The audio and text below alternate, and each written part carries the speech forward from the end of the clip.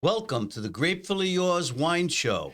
This is our first show of the new year, 2025.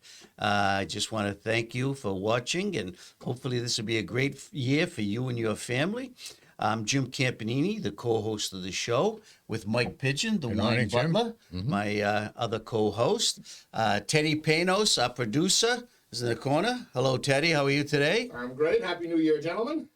So, Mike, how you doing so far in the new year? Things are going good. The roads are nice and clear. No ice on the windshield. It's 20 degrees out, but that's okay. Yeah. Nothing red wine won't take care of. So. Now, I saw a rumor on the dark web that your name has been mentioned as a candidate for the New England Patriots coaching position that was vacated when Gerard Mayo was fired 1 hour after the final game of the season. Yeah. Is that true? I can't comment on that yet because there's still a couple of other teams that have contacted me, but I'm weighing my options. I don't want to comment on that too. Now, these teams in the United States, or is it Portugal? It's in Serbia. Serbia. Very good. Very good. All right. I just think I don't know. I think I would have given the guy another year. No.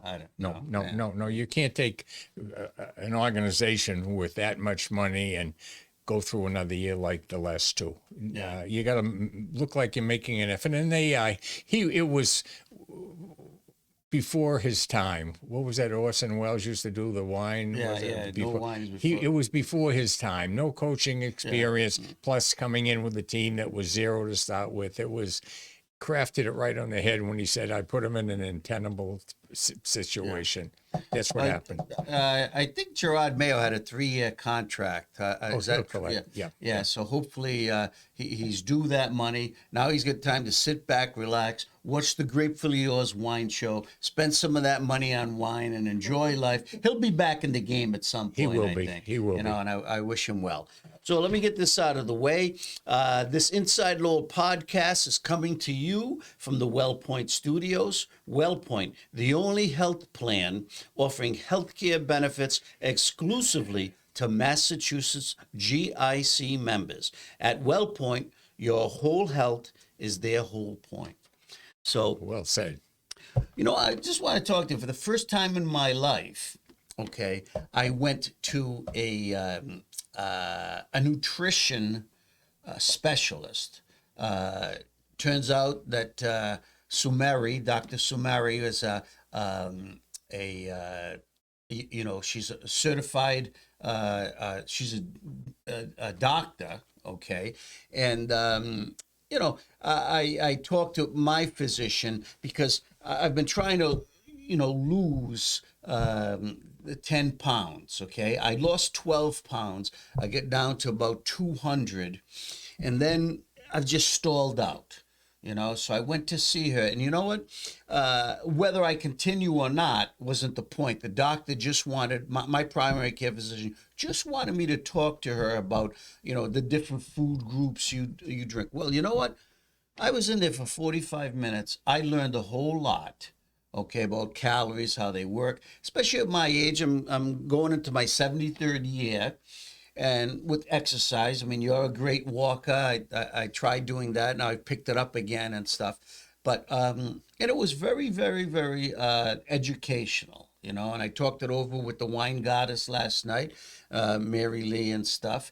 But I never understood how the proteins, carbohydrates, and the fats work. They balance each other off and stuff like that. So, and then we brought up wine because this big thing now, phenomenon, dry January. It's put a lot of restaurants, wine companies, their sales go down in January. It was a phenomenon started about 4 or 5 years ago. Now it's taken hold all over the world. And a lot of the Gen Z and younger people, they're looking for healthier ways, and some of them aren't even drinking alcohol. And I talked to the doctor and my primary care physician about it because they know I love to drink wine. At least my primary care doctor does. And and I was, in the recent report that came out that the U.S. Surgeon General wants to put warning labels on bottles of wine and other alcoholic beverages, about cancer warnings that could cause cancer and stuff. And you know what? My doctor, primary care physician, who's from Bulgaria, I give him a bottle of wine every year around Christmas time, when I see him and stuff.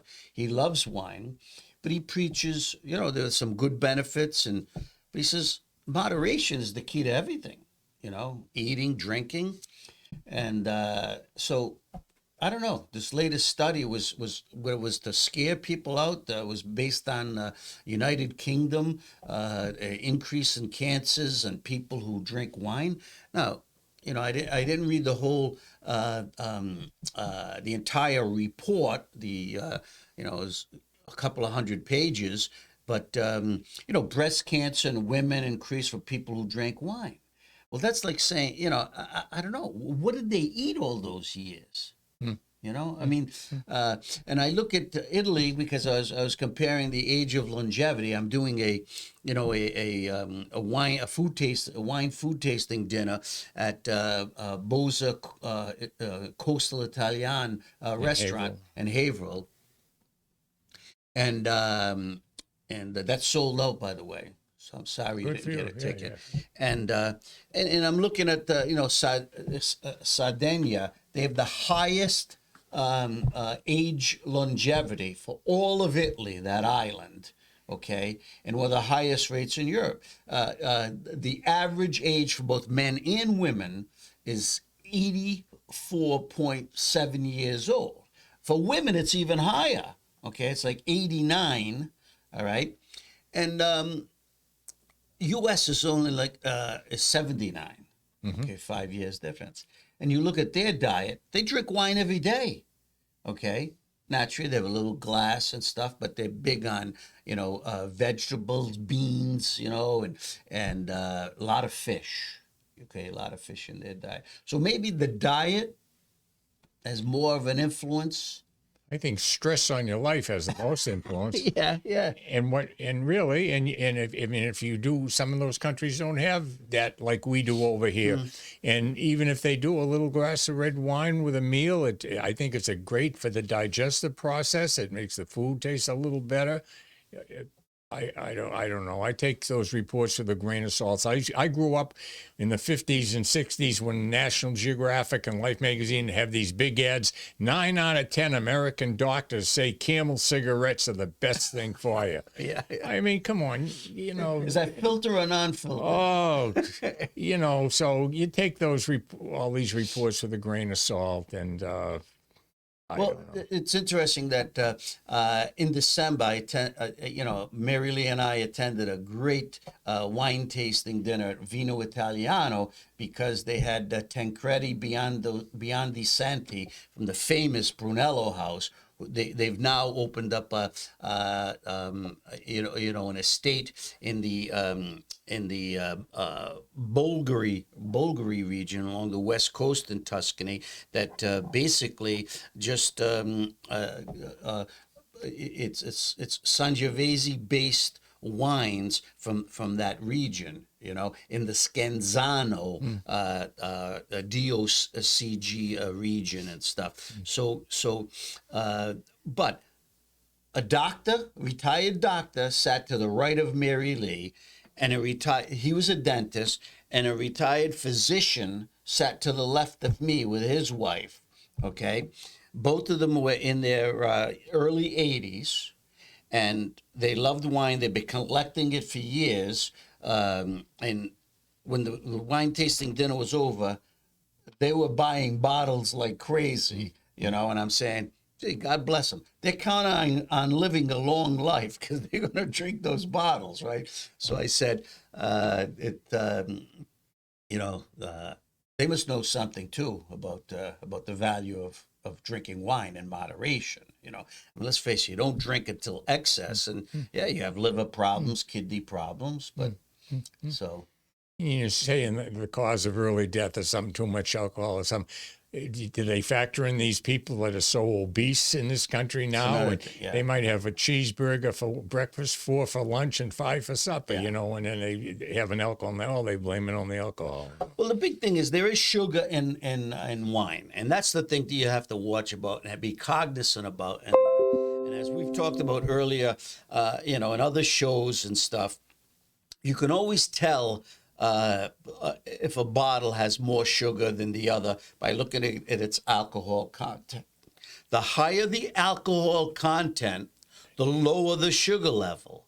Okay, so if you've got a 15.5% alcohol wine, like an Amarone from Italy, or a big robust Cabernet from Napa Valley, okay, the sugar content is going to be lower. Okay, flip it. That's why they have sweet wines. Sweet wines are low in alcohol. Like if you have a sweet Riesling, 9.5 percentage volume of alcohol, if it says it right on the label, then you know that thing is loaded with sugar. Okay, just like sweet dessert wines. 7.5% alcohol. Well, they're loaded with sugar. That's where they get their sweetness from. So you can chart from there. The average glass of wine, red wine, has 250 calories per 5.5 ounce glass. Now, they're dead calories, meaning they don't do anything good or bad for you. So you just got to watch that sugar content, and you want to burn those things off with a little exercise. If you're active, you're fine, and so that's if you want to look it up on the website, Wine Health Benefits, and you could chart your course, but and a lot of water. I always tell my students and my wine tasting guests that for every sip of wine you take 2 sips of water.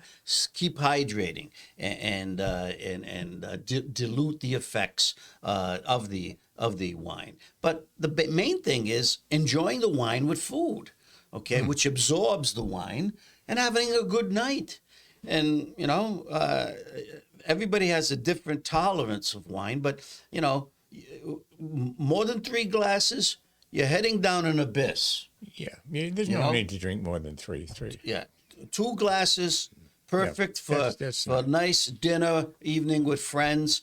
Even half glasses. You open up a bottle. I mean, now as I get older, a bottle of wine lasts me 4 or 5 days. You put it in the refrigerator if it's a red wine, and take it out a half an hour before you're going to drink it. The refrigerator keeps it fresh, or put it in a cool spot. White wines will last a little longer in a refrigerated state. So but enjoy it. And it's not wine is not something to fear. Okay, it's something to enjoy. All right, but you have to exercise discretion with it, like anything else. So what does dry January mean to me? I have not bought into this. Whoever is behind it, at one point I thought it was the marijuana industry, which some people still think is behind it, because they're trying to, when it first started with the industry, they were cultivating, that marijuana, the effects of marijuana would be better than wine, drunk driving. You haven't seen too many people arrested for drunk marijuana smoking, okay? Although that is out there and it's coming.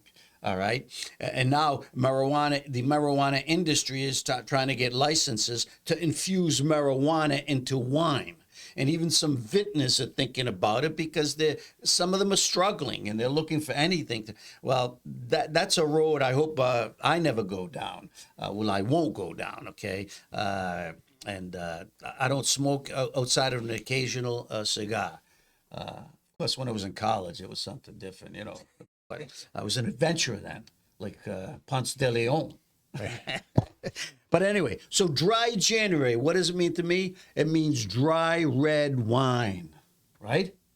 That's a good way to reason it out. Yes. Yeah. So right now, this is the time of year, okay, for Chianti Classico, Brunello di Montalcino, okay, a Barolo from the Piedmont, and the classic meditation wine, Amarone. Amarone. Okay, from Tuscany. Now, as we move further south, we have the great noble grape of southern Italy, basically Campania. Sangiovese. No, Sangiovese, the northern. Aglianico. And the really unknown region of Basilicata, where they have Aglianico del Volture, which comes from near the Volture volcano outcropping and stuff. So we'll get into that in later shows, because that's what my wine tasting dinner at Bosa is focused on. The wines of Sardinia, Campania, and southern Italy, which is just diverse, rich in ancient, rare wines that just are enchanting. Okay, but today we're going to focus on these dry reds, and I got some good deals for you. Okay, but first, I told Mike that I opened up this 15-year-old Brunello di Montalcino, the Villepoggia Salvi Brunello di Montalcino. It's from the classic year of 2010. It's 100% Sangiovese Grosso, the top clone for making Sangiovese wine in the Brunello di Montalcino region. So I just wanted Mike to taste it, because this sets the standard for the Sangiovese grape. Now, this is, older wines lose their color. They turn brownish. And Brunello itself means little brown. So you expect this to start bricking after a while. Bricking means, the color of bricks, which we have in Lowell and even this office, they turn reddish brown and stuff. And you look at this wine, yes, it's turning reddish brown around the rim. Doesn't mean there's anything wrong with the wine. It's just that's how it ages. And over time, a Brunello gets more elegant.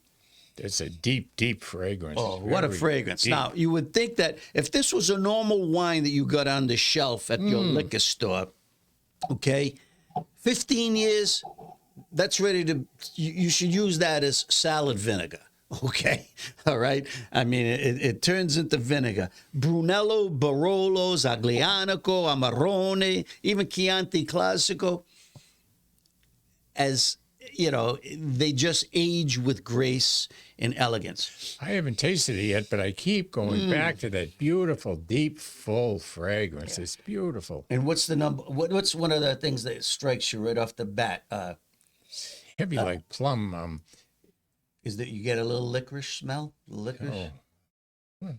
Black licorice. Oh, black licorice. Maybe.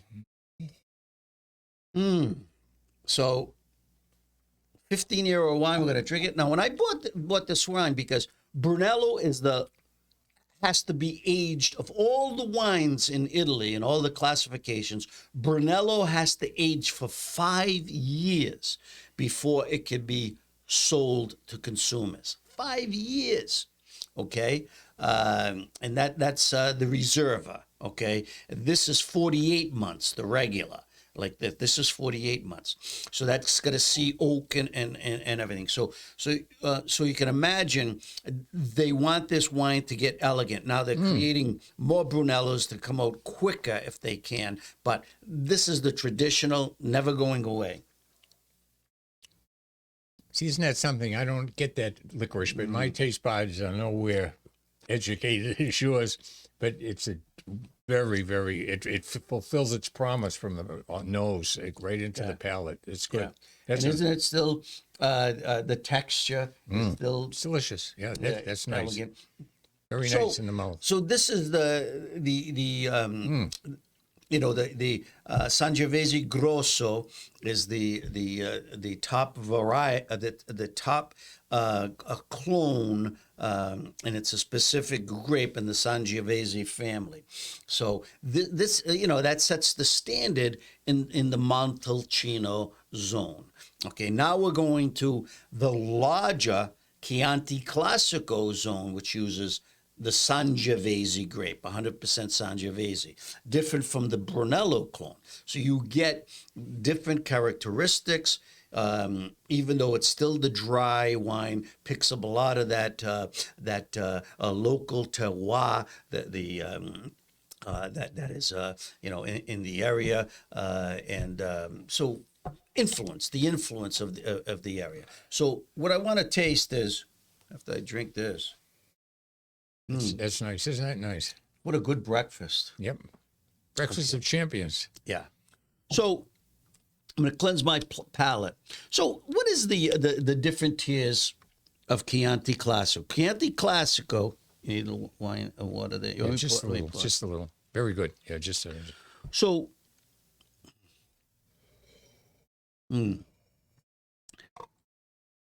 the broad region in Tuscany is called Chianti. Okay, it's a broad zone. Any vintner can grow the Sangiovese and put the label Chianti on it. Okay, a DOC. All right, but the Chianti Classico zone is a much smaller zone with higher standards. Okay, for making the wine, and it's falls under the DOCG classification tier, which is the highest quality tier for wine in the Chianti the Chianti zone. So it's the historic zone Chianti Classico. I think there are like 7 villages all in the zone, and the wines have to go under specific aging and fermentation process. So the basic Chianti Classico has to age at least 12 months. Then the Chianti Classico Reserva, I got my board here, let me see. The Chianti Classico Reserva means more aging, has to age for 24 months before it could be, and that means aging in wood barrels, okay? Usually gets a touch of oak, and then they usually keep it for 6 months in glass bottles too before they sell it. Now, the top tier, which was started in 2013, the top classification that was out was Gran Selezione. It has to age for 30 months, okay? And it's a minimum alcohol level of 13%, all right? So most Gran Seleziones cost about $40 a bottle. I mean, you can get them on sale, in the 30s, but the like I said, the highest quality wine, they have to age longer before they're served. So I get an alert from Costco last week saying that they brought in their own Kirkland brand Chianti Classico, okay? And they were selling it for $17.89. Now, prior reviews for this Kirkland Signature brand, which comes from the 𝐭𝐿𝐴𝐺𝐿, it's produced at the 𝐭𝐿𝐴𝐺𝐿 winery, which has a pretty good reputation as a producer. That is their producer in the Chianti Classico zone. It received 93 points. Very high, yeah. Okay. So this is the 2020 DOCG top tier, selling for $17.99. And we're going to taste it and see how it stacks up to that Montalcino, but also, is it a Gran Selezione? I mean, we've had Chianti before. I mean, it should be more intense in character across the board, smoother, elegant, the texture, and dry, but it should have all those wonderful things that we've come to appreciate for Chianti Classico. So let's try it, okay?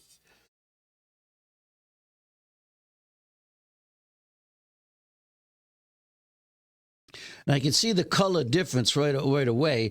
It's got a fresher color than the Brunello, which we talked about was bricking, on the edges, a little reddish brown. This is what do you call it, Mike? The color, a little dark ruby or something, or garnet. Yeah. Yeah, it's It's not as aromatic though. I mean, it's got aroma to it, but it doesn't It's have. more alive, like, but it's not as beautiful, but it's alive and well. It's more herbal. It's got like that herbal aroma to it, almost medicinal.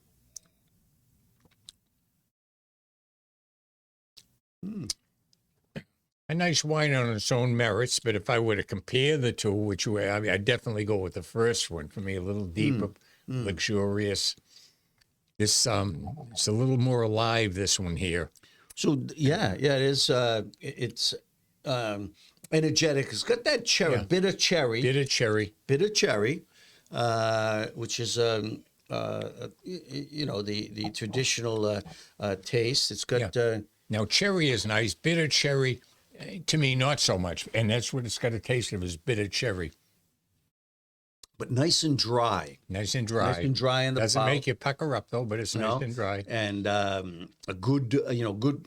What does that mean when you talk about that? Well, with the acidity, it's got a nice balance there.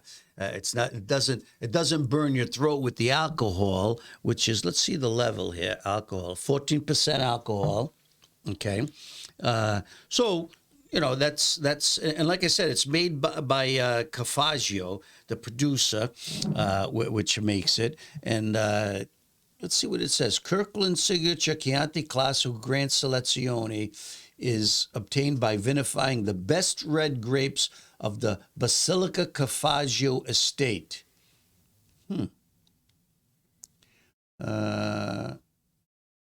So it's also fermented in Slovakian oak for 30 months. Then it sits in bottle for 3 months before being placed on the market. So for 30 months, that's 2.5 years. So this is the vintage. The grapes were from the 2020 vintage, right? So that was released 2023, probably late 2023, and now it's just hitting our shores here. So I think for the price, when you compare it to Gran Selezione, which usually start around $40 a bottle and go up, I mean, I'd give it a decent rating and say, Jesus, it's a steal. No, what do you think? You wouldn't pay $18 for this Gran Selezione? 18 is probably the low end of a good wine. The low end, definitely. 18, that doesn't get you much today. Yeah, it's 18. Yeah. But you can go another. Well, yeah, if you don't want to go another $12, $15 for wine that you might like a lot more because you've had. Yeah. It's reasonable. Yeah, it's reasonable. I mean, they're so close. I think if you want to taste a high quality wine for a low price, you should try a bottle. You go to Costco, for $18, pick up a bottle. I mean, it'd be great with pasta, veal. But the only thing is now on the second sip, it is a little thin. Yeah, right is, yeah. On the palate. Mm-hmm. Yeah, it's just the bitter cherry. It's thin. Yeah, I don't know how to explain it, but we've had so many good wines on this show for $18. So it starts coming back in my memory. Well, maybe it was so you can get a lot of good wines for $18. We've shown it on this show. Yeah. But this is one of them. I mean, it's a good wine. So, so it's worth the shot. I mean, you go up to, I was telling Mike before the show, I mean, you could go up to Costco and get a case of wine just from their Kirkland brands, which are produced, made right in the area. It's not like they're buying wine juice, shipping it here and making it. They make it on site, whether it's a French wine, Portuguese wine, a domestic wine. But they have a Pinot Noir, from the Russian River Valley. that's selling for $12 a bottle. I bought one. 12. $12 a bottle. Yeah. Yeah. And I bought one. Maybe we'll taste that down the road on this show or something.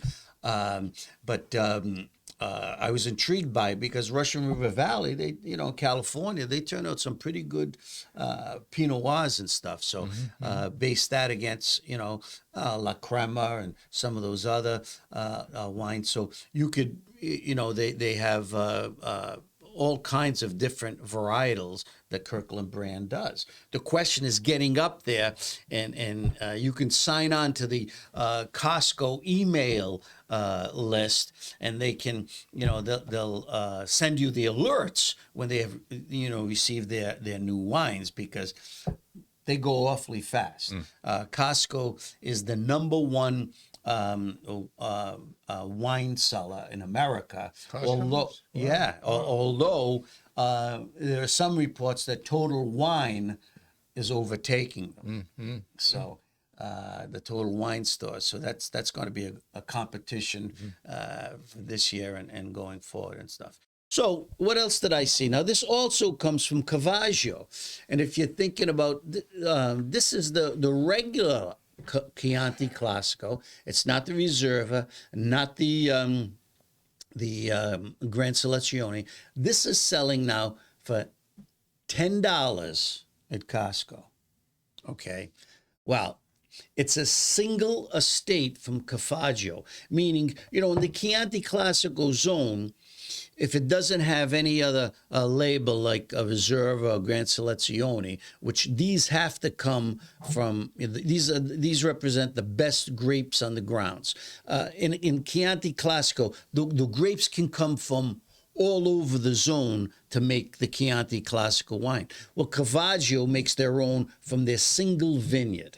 Okay, so that's usually a little, it's their, could be their secondary grapes that don't go into their, Gran Selezione and Reserva, but they have them and they're still high quality. It's 100% Sangiovese, okay?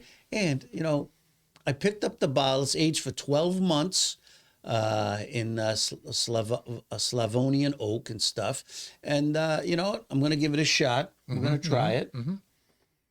But for $10, every day drinking wine with simple pasta dish, or right now is the season for stews, with a little meat in there, or even the bean soup. The Tuscans now, they do the nice bean soups with all the vegetables. You make it yourself, right? What do you put in your bean soup?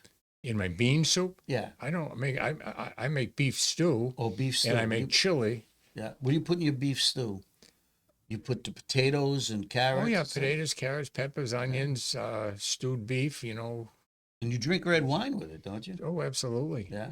It was perfect with it. So it's a hearty meal, and made a lot better by the wine. You put you dip the bread in it, the Italian bread at all? No. I put a little Merlot in with it though, in with the beef stew. Just a you little. do? Yeah. Did you ever try Chianti in it? Never. Never. You're gonna try it this year? Well, if I ever bought. So we've given you a little thing, a couple of things to think about. I mean.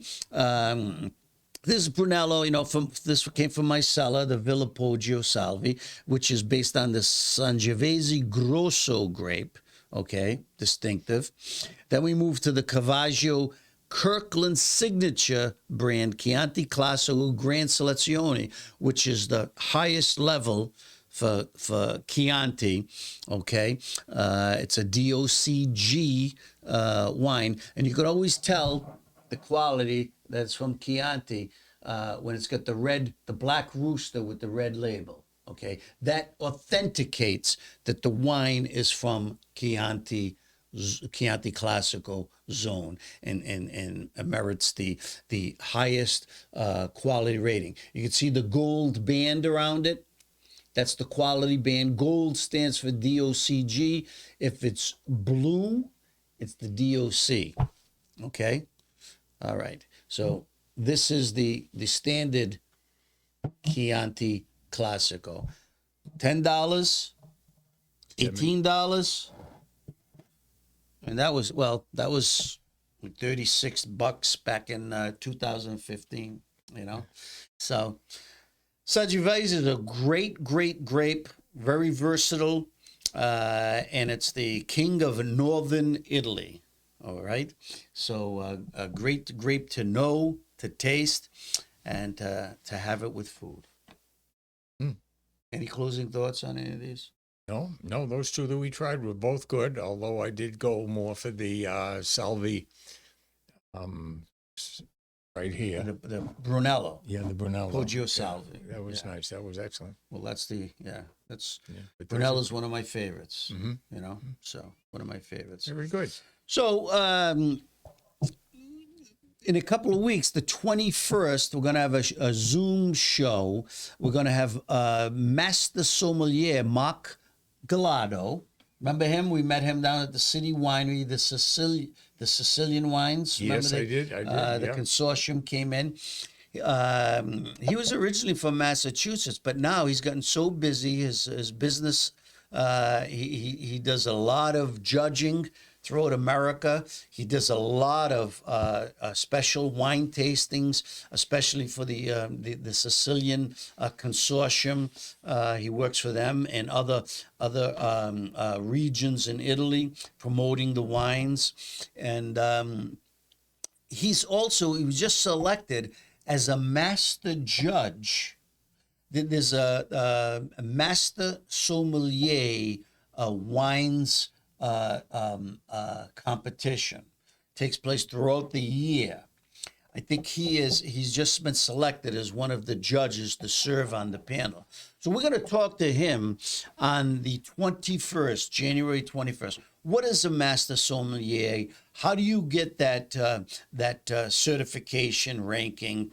What is he doing? Maybe pick up some pointers from him on how to taste wine better, appreciate it, and some trends. So he's a great guy, a good expert, and we'll talk to him on that Tuesday. Good. You all set for that one, Teddy? We'll be good. We're ready. Good. All right.